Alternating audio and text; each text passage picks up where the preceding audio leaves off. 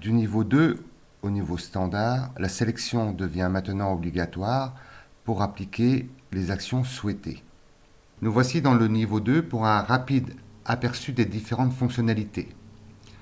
Première étape, sélectionner le texte et ici, par exemple, le basculer dans la police cursive. Je vais de nouveau sélectionner le texte, demander une écriture en majuscule.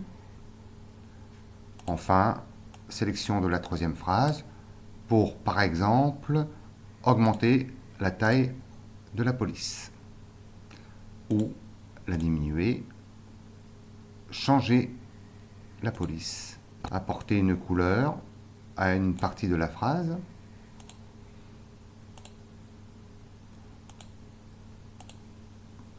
En ce qui concerne les fonctionnalités de l'insertion d'éléments multimédia, seule l'insertion d'une image a changé. Nous devons maintenant aller choisir une image dans un répertoire. Voici le répertoire qui correspond au niveau 1. Mais nous pouvons décider d'aller chercher d'autres images ailleurs. Par exemple, celle-ci. Ici, nous ne disposons plus des fonctionnalités d'agrandissement ou de réduction de l'image. Il faut cette fois-ci la sélectionner et utiliser les poignées vertes pour la redimensionner. Ici, la diminuer. Ici, l'agrandir. Nous pouvons évidemment la déplacer. Et maintenant, pour la supprimer, il faut la sélectionner et appuyer sur la touche Supr du clavier. L'insertion des sons et des enregistrements vocaux, ainsi que les fonds de page, reste basée sur les mêmes principes que dans le niveau 1. Un exemple rapide, un fond, une suppression de fond, un son, une suppression de son. La sauvegarde et l'ouverture des documents enregistrés sont fondés sur les mêmes principes proposés dans le niveau 1. Ici, je vais enregistrer mon document. La fameuse boîte de dialogue demandant le prénom s'affiche. La synthèse vocale peut s'appliquer, comme dans le niveau 1, à l'ensemble du texte, mais elle peut aussi se contenter de la lecture d'une partie du texte sélectionné. Voici un exemple. Ici, la sélection du texte ou des objets est nécessaire pour appliquer les actions souhaitées. Seul le texte sélectionné a été lu. Nous voici dans le niveau 3. Nous nous rapprochons de plus en plus de l'interface classique qu'offre LibreOffice dans son niveau standard.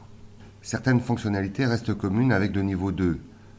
Le bouton de mise en écriture cursive, le bouton de mise en minuscule et le bouton de mise en majuscule.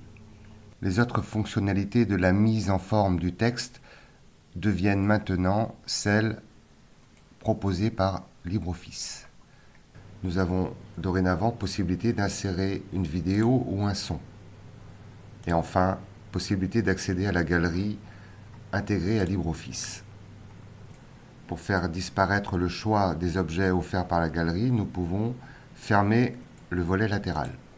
Une barre latérale de gauche est apparue avec la possibilité d'insérer des objets texte ou des objets dessin. Nous pouvons insérer un cadre texte par exemple, le déplacer et le supprimer en appuyant sur la touche Supr du clavier. Un autre exemple.